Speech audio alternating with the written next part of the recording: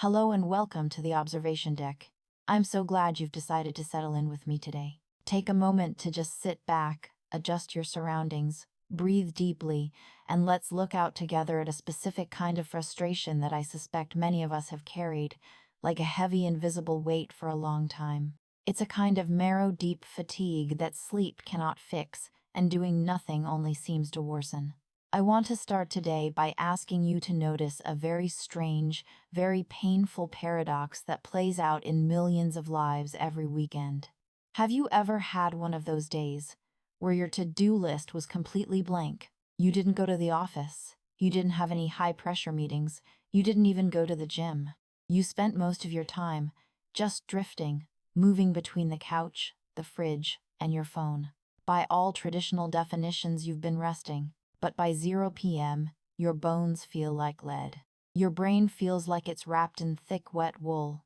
You feel more depleted than you did after a 10-hour workday. To the outside world, you've been lazy. But internally, you feel like you've just finished a grueling silent marathon. We usually call this a lack of discipline or wasting time. But from the observation deck, we see something much more objective. Your system is suffering from a massive energy leak. You are stationary, but your engine is redlining in neutral. You didn't fail at resting. You just forgot to turn the ignition off. I spent years trapped in this cycle of the tired lazy.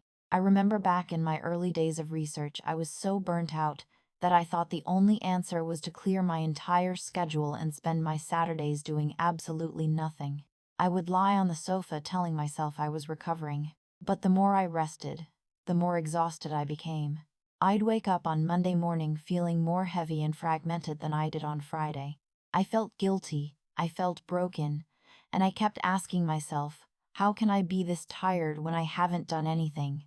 I was judging my fatigue by my physical output, not realizing that the most expensive work I was doing was completely invisible.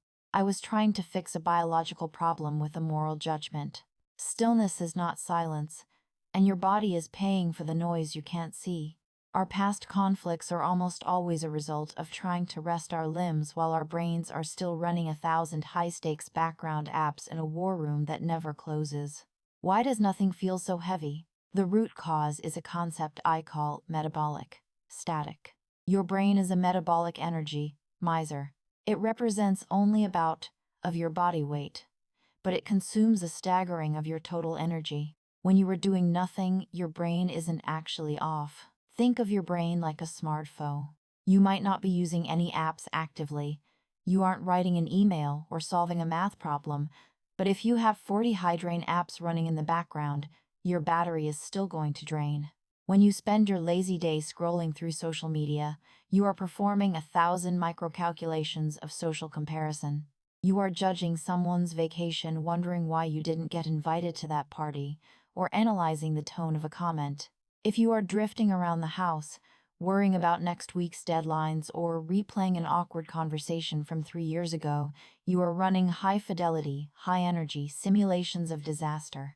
You are in what we call high-alert surveillance mode. You are scanning for threats, you are managing your social image in your head, and you are fighting the friction of your own indecision.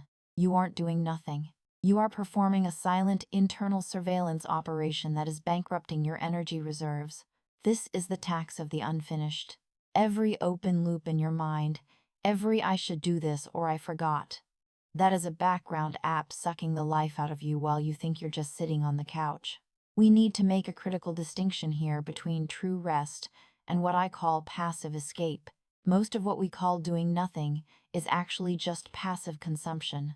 When you spend 4 hours in a scroll hole, your body is physically still, but your dopamine system is being hammered by a relentless tide of novelty.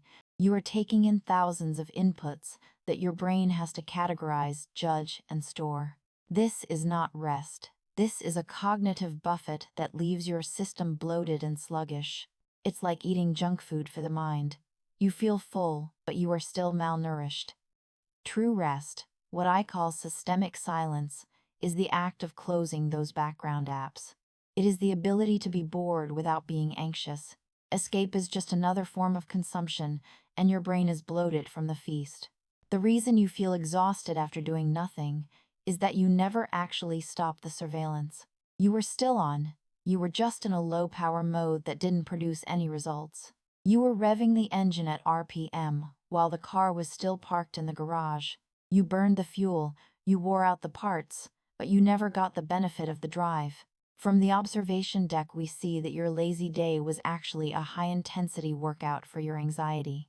You weren't recovering, you were just stewing in your own metabolic static. So let's look at what we've seen so far. Physical stillness is not the same as neurological rest. Background anxiety is a high-interest tax on your energy that sleep cannot repay. And doing nothing is often the most metabolically expensive activity you can perform if your mind is still in the war room, trying to solve problems that aren't even happening yet. So how do we actually reclaim our energy? How do we find a way to rest that actually reaches our marrow? We stop trying to do more rest and start doing less surveillance. The fix isn't another nap or another hour of mindless TV. The fix is a dopamine reset. It's about proving to your nervous system that it is safe to stand down. Start by identifying your open loops, those half-finished thoughts, background worries, and vague shoulds that are draining your battery. Write them down. Get them out of the background of your mind and onto a physical piece of paper where they can be looked at objectively.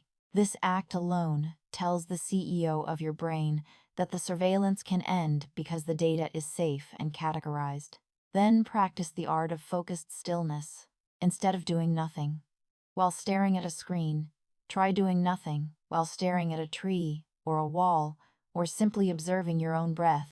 I know this sounds boring, and that is exactly the point. Boredom is the signal that the dopamine system is finally recalibrating. This is the only way to signal to the amygdala, your brain's alarm system, that the war is over. You have to prove to your body that you aren't just hiding in the garage, but that the engine is actually finally turned off. You are not a victim of your fatigue. You are the architect of your recovery. Peace is not something you find. It is something you allow when you stop the internal war. Structure is what creates the space for that peace to breathe. You don't need a longer weekend. You need a quieter mind. You don't need to self-improve your way out of tiredness. You need to self-observe your way into stability. The engine only cools down when the ignition is actually off, not just idling in the dark. Ultimately, we have to realize that our energy is our most precious currency. We wouldn't leave our car running in the driveway all night long, yet we leave our brains revving in threat detection mode all weekend. When you stand on the observation deck and look at the truly energized people, you realize they aren't stronger than you. They just have better system hygiene. They know how to turn the engine off. They've learned that the tax of being seen and the tax of comparison are too expensive to pay every day. They have traded the passive escape of the scroll for the active reset of the silence. You are allowed to turn off the background apps. You are allowed to be unreachable by the world so that you can finally reach yourself. Understanding. This is the beginning of a life that is not just productive but sustainable, stable, and surprisingly light. You didn't fail at resting, you just forgot to stop working. You don't need more motivation to be active. You need more resolution in your rest. Take a deep breath. Feel the ground beneath you. Recognize that your marrow-deep exhaustion was a signal from your system telling you that the background tabs have been open for far too long. Put down the phone, close the loops, and finally let the engine cool down. You deserve a rest that actually reaches your bones. You deserve to be home in yourself. If this perspective helped you understand your own marrow-deep fatigue a little more clearly today, I invite you to click the next video and join our community by subscribing to the channel. We are here to keep looking at the hidden mechanics of our lives, one observation at a time, so we can stop leaking energy and start finding our flow. I'll see you in the next one.